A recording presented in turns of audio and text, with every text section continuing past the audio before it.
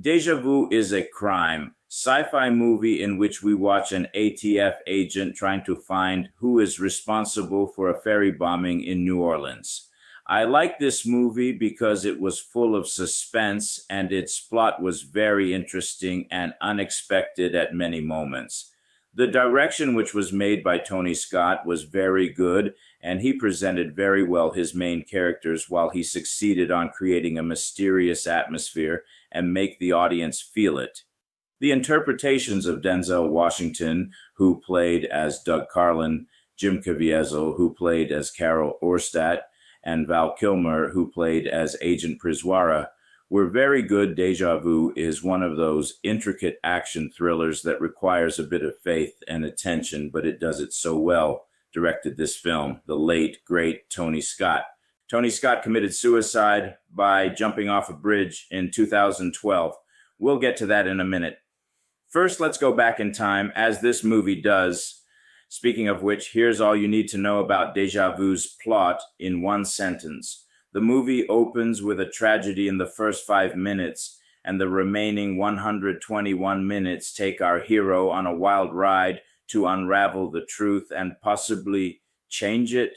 Here in Deja Vu, we get the same sober treatment of time travel movies. It's not just Marty McFly flooring a souped-up DeLorean and cruising into the past. Rather, we are presented the somewhat credible idea of being able to observe the past in real time. Similar to the way our telescopes allow us to observe the past of stars unfolding in real time, even though they have burned out billions of years ago.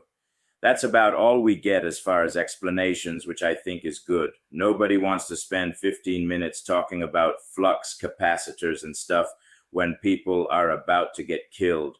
The action doesn't let up for a single moment. That doesn't mean that there are continuous car chases and shootouts, but what I mean is that there's a thick air of tension that Tony Scott achieves even during quiet moments, because there is always a sense of impending peril. Take the opening 5 minutes, for example. A quick word about the acting, even though it should be obvious, with Denzel Washington, fantastic. He reprises his signature action role of a loner who's somewhat cynical, but not above showing tremendous humanity and compassion in addition to explosive outbursts. He also adds some great comedic moments, although most of the film's comic relief is handled by the excellent Adam Goldberg. The undisputed power of this film is carried by its mystery. I'm not just talking about who done it, but more importantly, why done it. Powerful themes of fatalism versus free will, acceptance versus action, and even a tasteful dose of logic versus spiritualism are thrown at us around every corner. The result is a thriller where we can't figure out the director's strategy or motive until the very last scene. Some filmmakers are somewhat predictable. You always know Disney will end happy. You always know John Carpenter will end with a few gallons of blood. But here, Tony Scott plays with his cards so close to his chest, and not only that, but he fakes us out quite a few times that your fingernails will be deeply imprinted in the armrest of your chair or the flesh of the unlucky person sitting next to you. And isn't that how Tony Scott left this world?